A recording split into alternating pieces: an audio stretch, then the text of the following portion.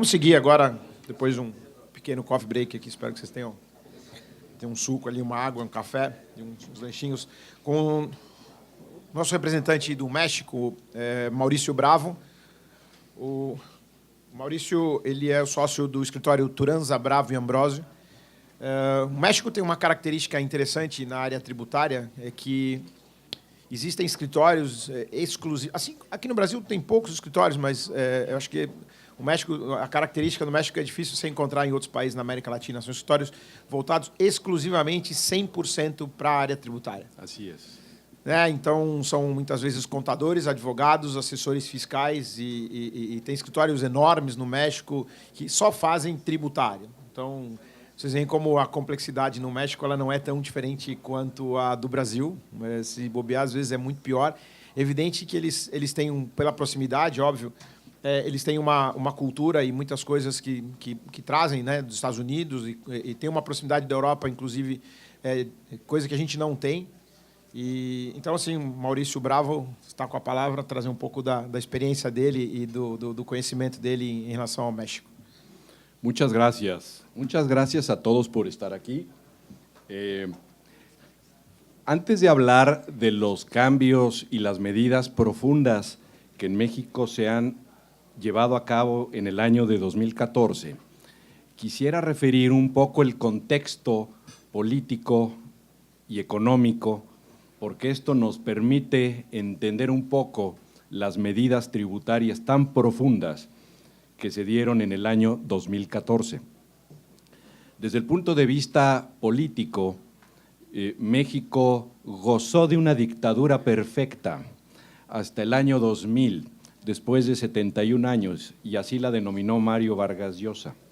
Un partido monolítico, flexible, capaz de adaptarse a la realidad, que cooptaba la oposición política y la asimilaba al poder. Este esquema, sin embargo, resulta fragmentado a raíz de las crisis económicas que se manifiestan a mediados de los años 70. Y en el año 2000, y por un lapso de 12 años, durante dos periodos presidenciales que coinciden con el del Congreso Federal, México fue gobernado por un país de centro-derecha. Sin embargo, pues los factores reales de poder no se fueron. Los factores reales de poder significando los sindicatos de maestros, de mineros, de profesores, de trabajadores petroleros, siguieron siendo afines al sistema de este partido monolítico conocido como Partido Revolucionario Institucional, que ni es revolucionario ni es institucional. Lo cierto es que este precedente político también muestra un giro en la economía en lo general, dado que durante los años 60 y 70 hubo una tendencia estatizadora e incluso los 80, al amparo de la cual muchas empresas del Estado llevaban a cabo diversas actividades: juguetes, fabricación de bicicletas, explotación de petróleo, gas, minería, energía. Esto, por supuesto, no es la mejor manera, ideologías aparte, pues sabemos que el Estado no es el mejor administrador y produce también una crisis muy profunda que lleva incluso a tomar medidas radicales en el año de 1982, en donde se expropia la banca privada o se estatiza la banca privada, se impone un control de cambios. De manera tal que los 80s, 70s y 80s y la mitad de los 90s fueron años de turbulencia económica muy profundos. A partir de mediados de los 90s empieza una tendencia privatizadora de diversas empresas y esto dinamiza de manera importante, se vuelve a privatizar la banca mexicana. Quizás el proceso no fue llevado a cabo de la mejor manera, pero el dato duro, lo importante, es que se lleva a cabo este dato esta privatización. Y así ocurre en diversas áreas de la economía.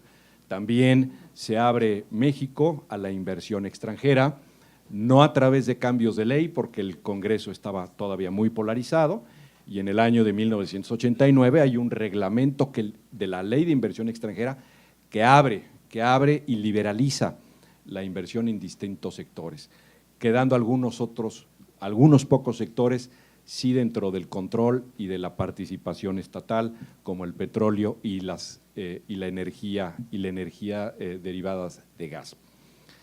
Lo cierto es que, bueno, también dentro de esta tendencia liberalizadora en términos económicos, México entra en vigor el NAFTA con Canadá y con los Estados Unidos, México se incorpora a la OECD y bueno, pues a partir de la incorporación de México a la OCDE, y aquí ya empezamos a hablar un poco de tributario, en 1997 se moderniza el sistema mexicano fiscal.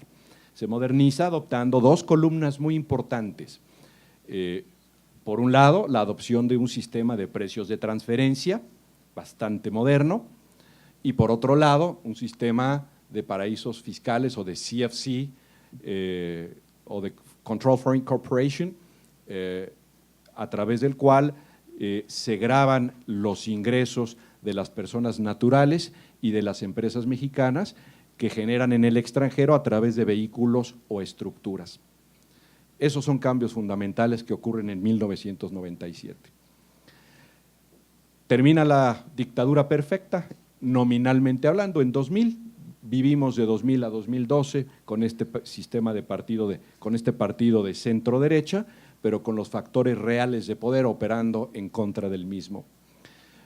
Llegamos a las elecciones en 2012 y el partido PRI vuelve al poder con un presidente de medianas luces intelectuales, pero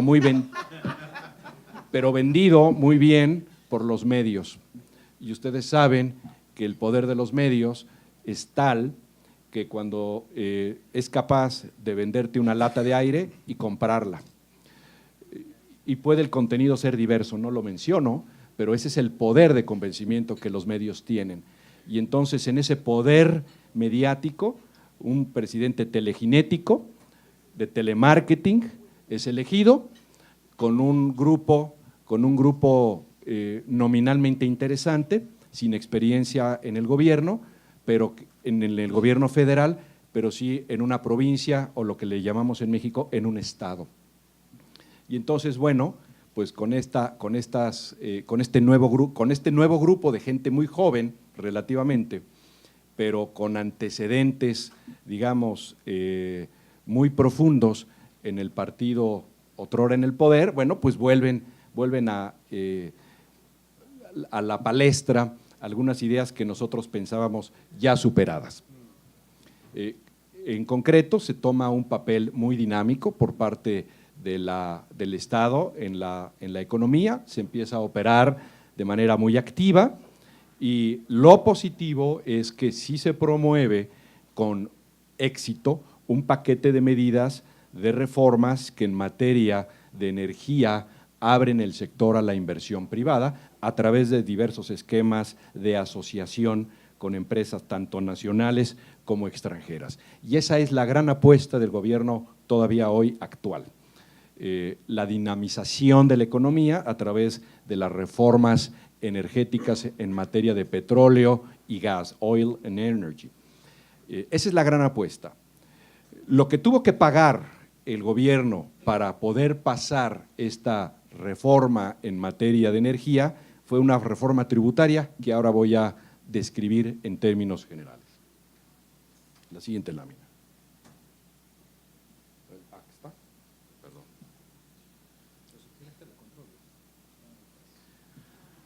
Aquí tenemos el antecedente de la reforma fiscal. México ha sido un país tradicionalmente en sus finanzas públicas dependiente de los ingresos petroleros.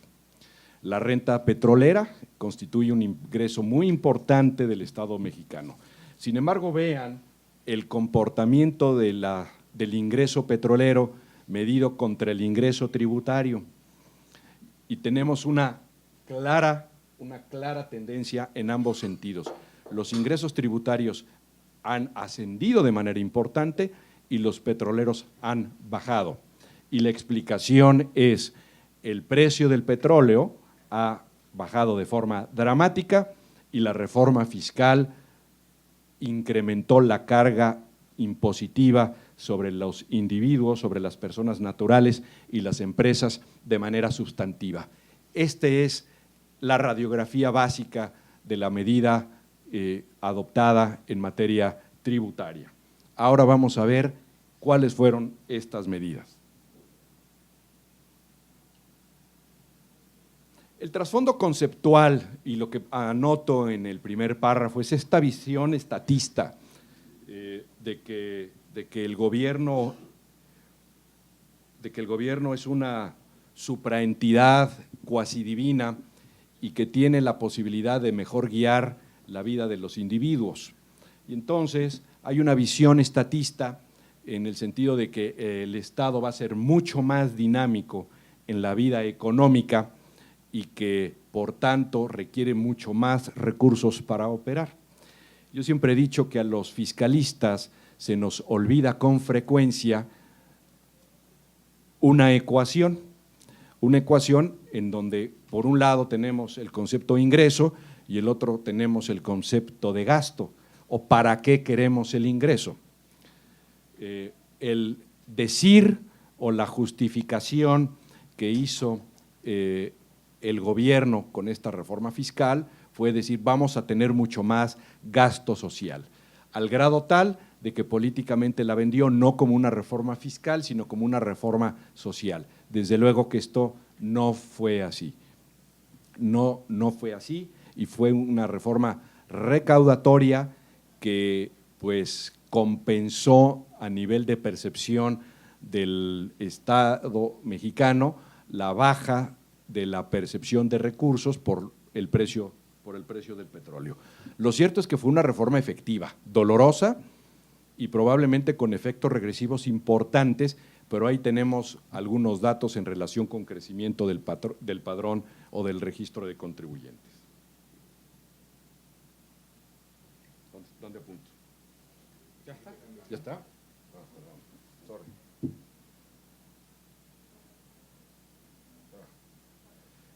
Perdón que se traslape. Lo importante es lo que se dice. Se suprime, dentro de las medidas adoptadas, se suprime un sistema de consolidación fiscal. El sistema de consolidación fiscal, como saben, bueno, pues es aquel que permite la neutralidad de las operaciones entre las empresas de grupo y solamente el diferimiento de esas consecuencias hasta el momento en el que una de las empresas de grupo sale del mismo. Este sistema se quita. Y nosotros pensamos que esto fue malo porque el sistema de consolidación propicia la creación de grupos empresariales, dando la neutralidad entre las operaciones que se llevan a nivel del propio grupo. Este sistema se complicó de manera muy importante a lo largo de su vigencia, empezó a mediados de los 80s y llegó a ser tan complejo, que ni la autoridad lo entendía y los contribuyentes tampoco. Y sí que hubo abusos de los contribuyentes, porque yo no soy de los que piensa que todo contribuyente es bueno y todo gobernante es malo, no. Yo creo que hay que tener objetividad y sí el sistema fue propenso a ciertos abusos. Lo cierto es que al final del día se suprime este sistema que era muy importante en grupos industriales de manera particular. Los grupos financieros, por prohibición de ley, no tenían acceso al mismo, y bueno, esto fue uno de los primeros cambios, la supresión del régimen de consolidación, y a la par de lo mismo, los efectos diferidos a nivel de consolidación se tienen que pagar. Dice la ley: lo que tú diferiste durante la vida de la consolidación, ahora me lo pagas en 10 anualidades. Se sustituye este régimen de consolidación por uno de integración, es decir, es otro completamente, mucho más primario, mucho más sencillo, y la reacción del empresariado es de reticencia, bajo la base de que si ya existiendo un régimen de consolidación, se había complicado y después lo habían quitado, ¿por qué adoptar un nuevo régimen de integración? Realmente nosotros tenemos conocimiento de muy pocas empresas que han adoptado este sistema. Uno de los cambios importantes que ocurre también es el gravamen en la venta de valores bursátiles en la Bolsa Mexicana de Valores. Hasta el año de 2013, la enajenación de acciones en la Bolsa Mexicana de Valores estaba exenta el ingreso, tanto si se trataba de personas físicas o personas naturales residentes en México, como de inversionistas extranjeros, fueran los inversionistas personas físicas o personas morales. A partir de 2014, la enajenación en bolsa queda gravada en forma general con una tasa del 10% sobre la ganancia. Es un pago definitivo de impuesto y este es el régimen general. La idea es que este régimen de tasa preferencial, y ahora hablaré de cuáles son las tasas generales, resulta aplicable siempre y cuando no se enajene el control de la sociedad, no se enajene más del 10% de la participación del mismo, o cuando se trate de operaciones que no sean llevadas a cabo en condiciones de mercado libre no controlado. Es decir, aquellas operaciones coloquialmente conocidas en el ámbito bursátil como preconcertadas, en donde yo me pongo de acuerdo comprador y vendedor y hacemos el cruce bursátil en bolsa, esas operaciones también quedan privadas del régimen preferencial de la tasa del 10%. Lo que sí se sigue conservando, insisto, es el 10% tasa preferencial para la venta de acciones en Bolsa Mexicana de Valores e incluso acciones de sociedades extranjeras cotizadas en la Bolsa Mexicana de Valores. La Bolsa Mexicana de Valores tiene una sección en donde cotizan sociedades extranjeras, las Nike, Apple, Microsoft, etcétera, cotizan ahí en lo que se llama el Sistema Internacional de Cotizaciones, y también el mercadeo o el trading de este tipo de sociedades tiene este tratamiento preferencial de la tasa del 10%. Lo cierto es que desde el punto de vista, digamos, de filosofía tributaria, fue un cambio muy profundo el que ya se establezca en todo caso y sin excepción un gravamen a las operaciones bursátiles, cuando éstas estuvieron exentas muchos años del impuesto.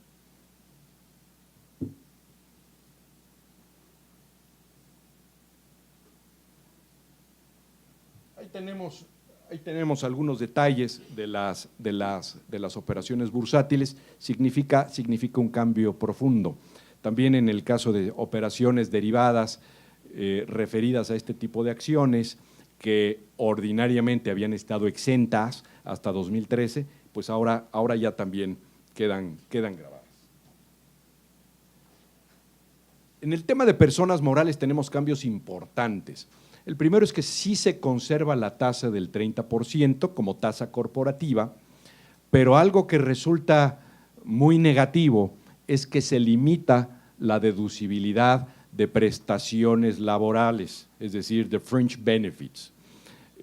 Hay un acotamiento, hay una limitación a la deducibilidad de las prestaciones que las empresas llevan en beneficio de sus trabajadores. Las prestaciones, para decirlo en términos muy rápidos, pueden ser de dos clases bajo esta tesitura. El salario propiamente dicho, que corresponde a un pago, a un salario, y por el otro lado a ciertos beneficios, como servicios de transporte, como servicios de comedor, como vales de despensa, en fin, una serie diversa de prestaciones que tienen como propósito elevar la calidad de vida de los trabajadores.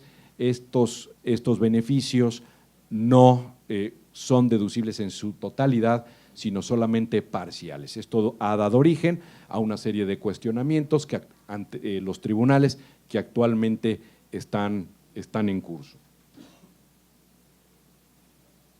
En el caso de personas físicas, cambios importantes, se eleva la tasa del 30 al 35%.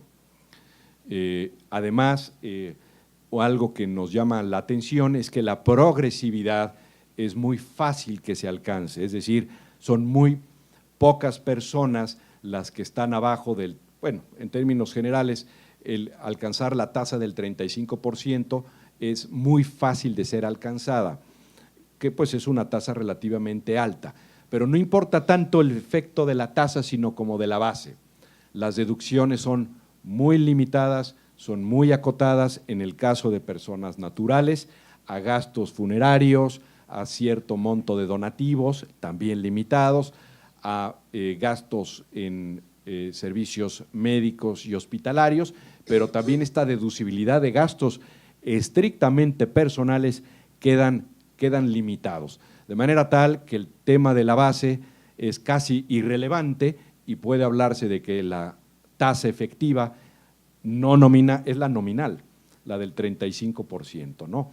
Es decir, un gerente administrativo, una persona de mediana capacidad dentro de una organización piramidal, realmente alcanza muy rápido la tasa superior, que por el otro lado, aparejado con esta deducibilidad limitada que no existía hasta 2013, la deducibilidad de estos conceptos de deducciones personales no estaba limitado, ahora ya se limita, pues produce un efecto impositivo importante en los individuos.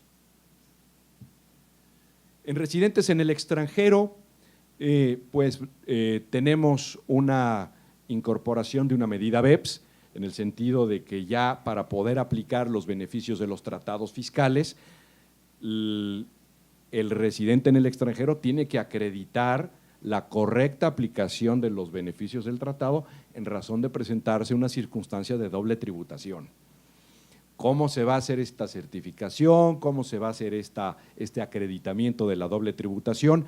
Es algo que está todavía bajo prueba, en donde la última palabra no está dicha, pero impone una obligación adicional no prevista en los tratados de acreditar esta doble tributación, por un lado. Por el otro lado, en términos generales, lo que hace la ley mexicana es elevar las tasas impositivas correspondientes a ingresos que obtienen residentes en el extranjero de fuente mexicana para emparejarlas prácticamente todas al 25%, con algunas excepciones tratándose de cierta clase de servicios. Pero en términos generales se ecualizan todas las tasas al 25%, y bueno, también se permite bajo ciertas circunstancias pagar no el 25% sobre la cantidad bruta, sino el 35% sobre la utilidad, tratándose de cierto tipo de operaciones. En materia de medidas de control fiscal, tenemos que hay ahora una obligación de llevar la contabilidad electrónica, en forma electrónica, y entregarla a la autoridad por medios electrónicos. Esta obligación ha sido cuestionada a nivel de los tribunales, está próxima a tenerse la última resolución al respecto y todo parece indicar que la Corte va a avalar que los contribuyentes presenten su declaración, su contabilidad en forma electrónica para la mejor supuesta revisión de parte de la autoridad fiscal. Por otro lado, ya se abandona ya de manera definitiva, a partir del año 2014, la emisión de comprobantes fiscales físicos o en papel. Todo ocurre ahora a través de la emisión de lo que se llama un certificado fiscal digital, que no es más que una factura electrónica, y la validez de esta factura tiene que pasar por ciertos requisitos. México se divide en dos. Hay del centro para el norte, es un país productivo, es un país con inversión extranjera, con una inversión en todos los sectores, automotriz señaladamente, industrial, ganadera, agrícola. Del centro hacia el sur es otro México, es el México rural, es el México del no internet. Entonces, bueno, pues la medida suena muy interesante, pero lo cierto es que la efectividad pues es para un segundo o para un primer mundo. Y en México del centro hacia el sur no estamos en esa realidad y seguramente esto no ha generado un mayor control, sino por el contrario, ha logrado que muchas personas que pudieran estar en actitud o en posibilidad de cumplimiento no quieran entrar a este sistema informático. En la ley del impuesto al valor agregado tenemos un solo impuesto al valor agregado federal. Las tasas se incrementaron, la general del 15 al 16.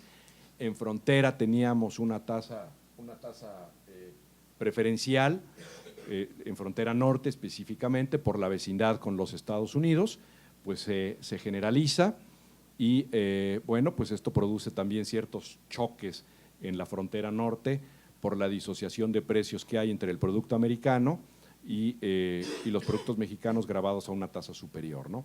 En el caso de Texas depende del producto, pero en general un sales tax está en el 8.25, aquí tenemos un 16, claro, con créditos, pero finalmente el impacto al consumidor, dirán los economistas, habrá de ser superior.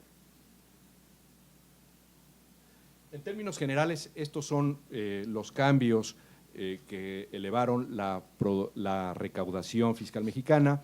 Terminaría con una última reflexión.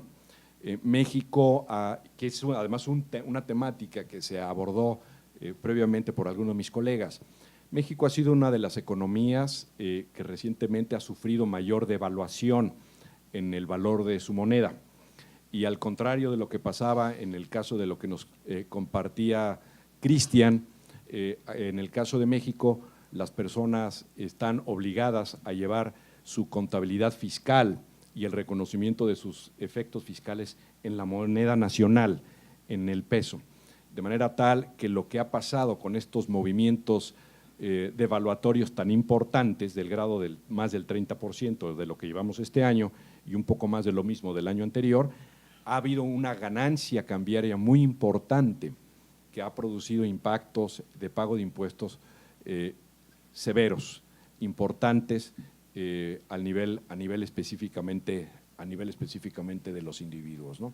Y aquí no puedo dejarme de abstraer de la reflexión que la economía luego no es manejada de la mejor manera y además se produce una devaluación y además hay que pagar por eso, ¿no?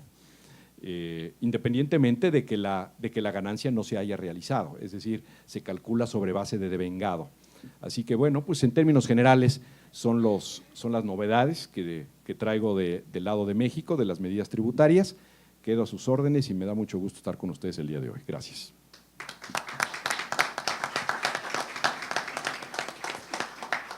Não sei se alguém tem alguma pergunta. Só um comentário, Maurício. A contabilidade eletrônica no Brasil não é novidade.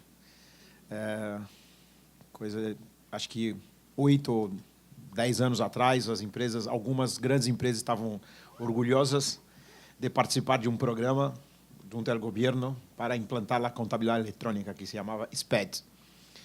Hoje, creio que algumas delas estão arrependidas, porque 100% de las informaciones hoy de las compañías son electrónicas, incluyendo no solamente la contabilidad.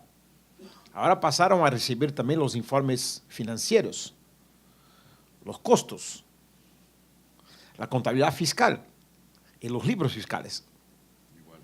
Entonces, hoy el fisco federal muchas veces te manda una infracción electrónica, porque constató a través de un cruzamiento de informaciones que la compañía mandó a ellos una inconsistencia. Sí.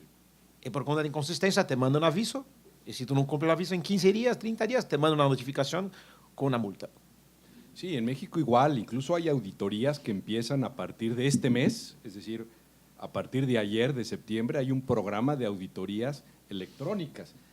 Lo mismo, Luis, si detectan inconsistencias, mandan un requerimiento en forma electrónica, aunque no hayas abierto el correo electrónico, te das por notificado porque tú ya diste tu alta, como estás obligado a dar tu dirección electrónica como contribuyente, y si no peleas dentro del plazo, consientes y a pagar. Así que estamos viviendo esta La privacidad situación. de los datos nos dice más. No, como igual que el secreto bancario, ya eso. El secreto bancario no Eso existe ya, más. ya se murió. Muy bien, muchas gracias. Gracias.